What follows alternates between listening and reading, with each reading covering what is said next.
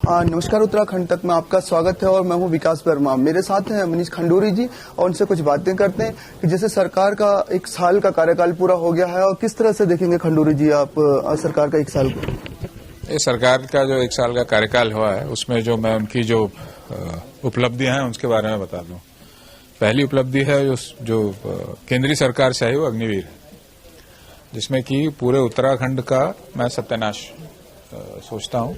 उससे पहले भारत फौज का सत्यानाश सोचता हूं, उससे पहले हिंदुस्तान का सत्यानाश सोचता हूं। एक उपलब्धि तो अग्निवीर है। दूसरी उपलब्धि जो की है उन्होंने अंकिता भंडारी जो केस हुआ है उनको बधाई देना चाहता हूं कि उन्होंने जो भी किया है उस केस में, और जिस तरह से एक पहाड़ की बेटी है, उत्तराखंड की बेटी है, उसके साथ अन्याय हुआ है, तो ये जो डबल इंजन की सरकार है, धिक्कार है उन पर।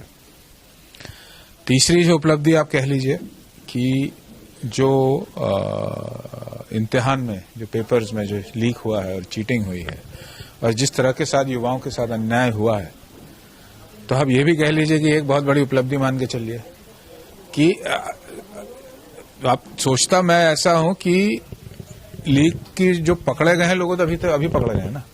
8-10 साल से जो हो रहा होगा, जो इनके कार्यकाल में हो रहा होगा, अभी तक जो अफसर बने होंगे किस तरह के अफसर बने होंगे, क्या भरोसा कर सकते हो ऐसे अफसरों पे? क्या वो चीटिंग के माध्यम से हुए? तो जो इस भाजपा की सरकार ने किया है और जो ये हो रहा है, ये सबके सामने साफ है और स्पष्ट है। मैं तो इतना ही कहूंगा। जैसे मैं उत्तराखंड पे बात करता हूँ, 1 साल का कार्यकाल है। कुछ जो विधायक थे, हमने उनसे बात करी थी कि जब आप शपथ ग्रहण हो गया है, सरकार बन गई है, तो किस तरह से काम करेंगे, प्रमुखता से कौन सा काम रहेगा आपका या हर विधानसभा में? तो जवाब मिला था कि जैसे कुछ विधायकों ने कहा सड़क पर हमारा फोकस रहेगा, और मुख्यमंत्री बार बार करें कि गड्ढा मुक्त सड़क हम करेंगे। क्या नहीं, वो तो आप देखिए, ये मैं इस मुद्दे पे इसलिए नहीं गया था क्योंकि ये तो बहुत स्पष्ट है। ये जो है, जो आप सड़कें देखेंगे, या तो आप इनके कार्यकाल में इनके क्या नतीजे देखेंगे जो भी निकले हैं इनके। आप चलिए, आप और कहीं ना जाएं तो गढ़वाल पौड़ी गढ़वाल लोकसभा में चले जाएं तो उन्होंने पौड़ी के लिए जो वादे किए थे वो कहाँ हैं? उन्होंने नीचे यहाँ पे जो वादे किए थे वो क्या हुआ उसका?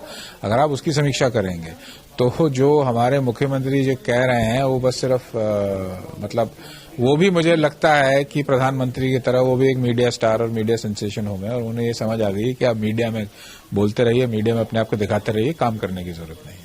अभी जैसे गैस के दाम बढ़े हैं, 50 रुपए लगभग गैस के दाम बढ़े, और उत्तराखंड में जो आबकारी नीति बनती है उसमें शराब सस्ती होती है, किस तरह से देखेंगे? देखिए, आप शराब की नीति ले लीजिए या गैस के वो दाम देख लीजिए। ये हम बार बार कह रहे हैं लोगों को और ये दोहराएंगे कि जिस तरह से महंगाई बढ़ रही है, जिस तरह से आप अगर ये सोचेंगे कि कांग्रेस के कार्यकाल में क्या था गैस के दाम, आज की रेट में क्या है गैस के दाम, तो उसमें तो मतलब 4 या 5 गुना ज्यादा बढ़ गया। तो भाजपा की कथनी और करनी में बहुत फर्क है, और जो जनता का में जो निराशा है वो बढ़ती ही जा रही है। और मेरा ये मानना है कि इस सरकार ने जो किया है, आप केंद्र में ले लीजिए, आप यहाँ पे राज्य में ले लीजिए, दामी जी की जो सरकार है वो पूरी तरह से विफल है। और ये सिर्फ ऐसी सरकार है जो बातें ज्यादा करती है और उसके कार्य कम है। शराब नीति पे आपने कुछ? शराब नीति में तो देखिए, अब वो तो साफ है, वो तो स्पष्ट है, उसका स्पष्टीकरण मैं आपको बताऊंगा अभी।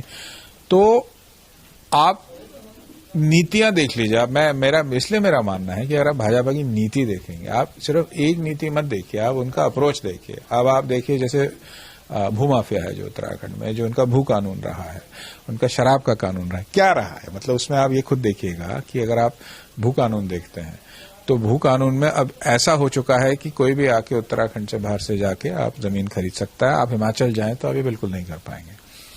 जहां तक रहा शराब का हिस्सा, ये भी स्पष्ट है। अब ये सब जो सामने आ रहा है, ये एक ही बात मुझे ये दिख रहा है कि उत्तराखंड का जो संस्कृति है, उत्तराखंड का कल्चर है, कहने के लिए बहुत कुछ ये बात करते हैं, कहने के लिए मर्यादा मतलब की बात करते हैं, कहने की धर्म की बात करते हैं, पर ये जो शराब का उन्होंने कानून है, एक शराब जो दिखा रहे हैं, जो दाम के बारे में दिखा रहे हैं, जिस तरह की समय दिखा रही है, तो स्पष्ट है क्या इनके इरादे क्या हैं। मुख्यमंत्री जी ने अभी कुछ समय पहले कहा था कि उत्तराखंड को नशा मुक्त बनाया जाएगा, और नीति देखो आप, वही तो मैं वो देख कथनी आप बता नहीं पा रहे। नहीं, मैं आपको देखिए, अच्छा ठीक है, मैं आपको पूरा बैकग्राउंड बताता हूँ। जब उन्होंने ये कहा था कि शराब मुक्त करें, कब कहा था? अभी 2022 में लास्ट से कहते आ रहे हैं। नहीं लास्ट से कहते रहे, कब कहा था उन्होंने?